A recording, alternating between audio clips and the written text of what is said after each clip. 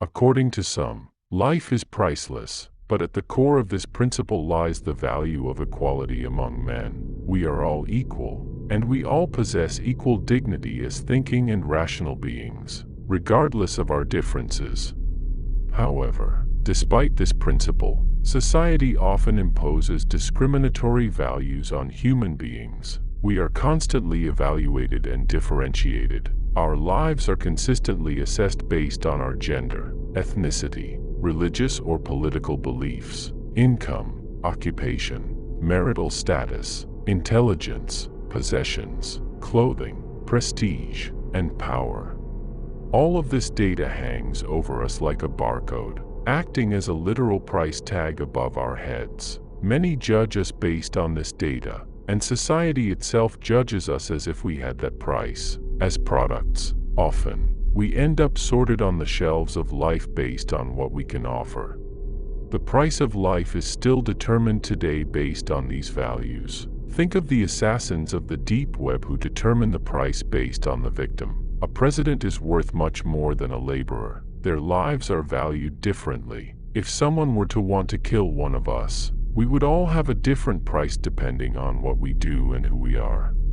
The idea of assigning a price to life is ancient. The practice of slavery would regularly place individuals on a stage and assign a price to them. This slave is muscular, suitable for heavy labor. This one is young, so they will last longer. This one is sick, so a discount is necessary. This one speaks Greek, is highly intelligent. This one is very beautiful. The slave trade continues today in many parts of the world. Numerous individuals are traded as actual slaves, with many women forced into prostitution. All of this, of course, occurs underground, away from the watchful eye of the law but close to our lives.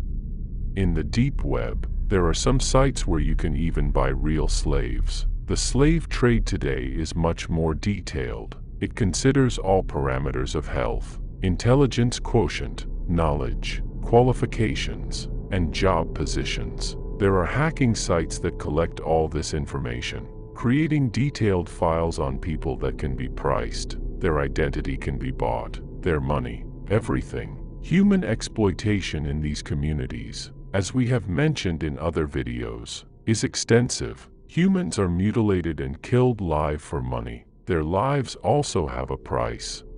So, imagine a man, any man, perhaps even you, being spied on and monitored in his daily life, with every action, characteristic, social and work life, and possessions all increasing his price. At some point, some shady figure decides to take ownership, to buy him, and with a snap of the fingers, a hacker can take control of credit cards, bank accounts, all his money. They can purchase his identity and use it for anything. They can acquire ownership of every single possession. And finally, if they capture him, they can use his skills as a slave in any way.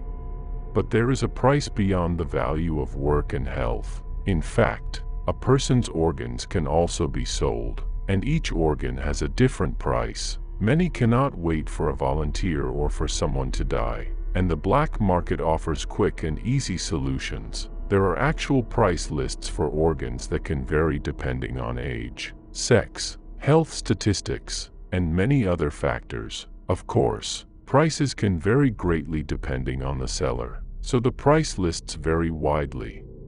In general, a heart can be worth up to 400,000 euros, lungs 200,000 euros each, a kidney is worth 100,000 euros, a liver is worth 150,000 euros, depending on whether the person drank alcohol or not. The spleen is worth a maximum of 500 euros, the stomach a minimum of 500 euros. Since hand transplantation became possible, even those are for sale. 400 euros for a new hand. The coronary artery can reach 1,500 euros for a healthy person. The intestine can reach 2,500 euros, and the scalp 600 euros. Even teeth can be sold together or individually. The cornea is worth 15,000 euros. Some even sell the entire eye, bones, depending on which ones. can fetch a few thousand euros. Bone marrow is the most valuable, so long bones and vertebrae are favored. Some resell entire, well-preserved skeletons for 2,250 euros. For a person's entire blood supply, around 225 euros. And if you're healthy and young, the price can increase significantly. Skin can be resold in pieces, up to 10 euros per square centimeter. An unfertilized egg can reach 1,200 euros. Obviously, this is not voluntary donation. The egg is extracted and made available to the highest bidder. Some illegal organizations even allow the selection of the future child's genetic makeup. And in some third world countries, women are forced to make their reproductive organs available, not only for sexual purposes but also as surrogate mothers. 20,000 euros for a pregnancy. Even hair is for sale and highly sought after, although it costs very little, 50 euros per strand. Then there are exhibitions. Museums pay a fortune to display pieces of human bodies. Think about the lungs of a smoker. They cost 3,500 euros. A human hand, 185/2 of a human body, 15,000 euros. If these prices seem high to you, consider that legal channels often take too much time, and certain people have little patience.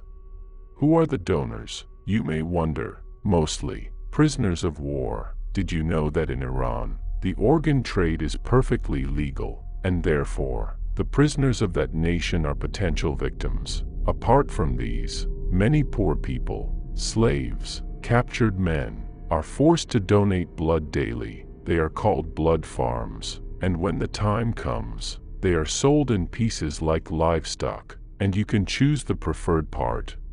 The complete value of a human body is estimated in the black market to potentially reach up to €1, 2 billion in all its components. If sold well at auction and in good health, a man stripped of everything he had is ultimately sold in pieces, and like a pig, nothing goes to waste. Moreover, a human body can power a 100W light bulb for 24 hours, saving 120 pounds a year. This is the basic energy, but a man with his daily walks, for example, on a treadmill, could provide much more energy on average. The human brain, moreover, does not function like a computer, but if it did, it would be the most powerful one ever created, with about 100 terabytes of available memory. But it doesn't end here. Of course, there are additional profits that can be made crosswise. In the science fiction novel series Dune, the Freemen are a people who live on a completely desert planet, without rivers, lakes, seas, or glaciers. Water is scarce, it never rains, and they constantly conserve water because it is more valuable than gold. Water is used as a bargaining chip for anything. Water is the last possession to be abandoned, and even defines a person's essence. "I will drink your water" is synonymous with "I will kill you" in their language. When a person dies, the freemen place them in a special coffin that absorbs all the water from their body. There are several liters that can be sold, drunk, stored, or used for any purpose. After all, we are 70% water, so all that remains of a person is a small dry residue. But it is very rich. We contain 0.2 milligrams of gold, 1.75 g of platinum, and a negligible amount of copper. These are very small numbers. 40,000 people would be needed to make a single coin. However, this residue is very fertile and can fertilize soil, nourish a plant, as many people have chosen to do. As you have seen, the market is full of opportunities. A single human life, in its abilities, organs, blood, and everything it can offer, as well as its virtual data, is worth a lot of money, much more than €1 billion. For this reason, in some countries, things much worse than simple prostitution, slave markets, illegal organ trade, and the like are happening. Sometimes capturing someone is not enough. Sometimes it is too dangerous. Sometimes the victim is too thin and sick. So the perfect product is sought. In many science fiction scenarios, it is imagined that in third world countries, some companies practice artificial insemination on unwitting women, impregnating them with children whose chromosomal makeup has been precisely determined, so they are born healthy and easily exploitable. When the children are born, the doctor discovers with horror that they may not have 2 eyes but 4, that they have an extra kidney, that they have hepatomegaly producing a much larger and almost doubled liver, that they sometimes have extra copies of organs, children born simply as trees from which to harvest fruit. This is horrible for the children themselves, and their life conditions are destined to deteriorate very quickly, but their breeders do not care. The important thing is to extract organs, blood, and everything else when the time comes. They produce children who have many more organs than a normal child, and this scenario is widely studied in fiction. Valerio Massimo Evangelisti also spoke about it in the Hamrick cycle.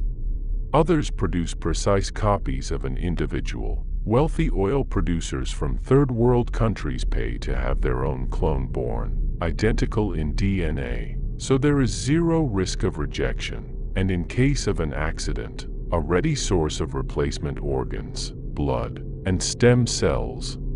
Still, others breed genetically predisposed humans for resistance, strength, and combat, using them as contract killers. They also have a price on their heads, indicating how much their murder costs depending on how skilled they are, and they too will kill humans at the right price. The moral we can draw from all this is that in the end, human life does not have a true value, but humans assign one to it. By reducing men to a mere purchasable product, they commit such horrific acts, from economic exploitation in the world of social labor to the much crueler illegal organ trade.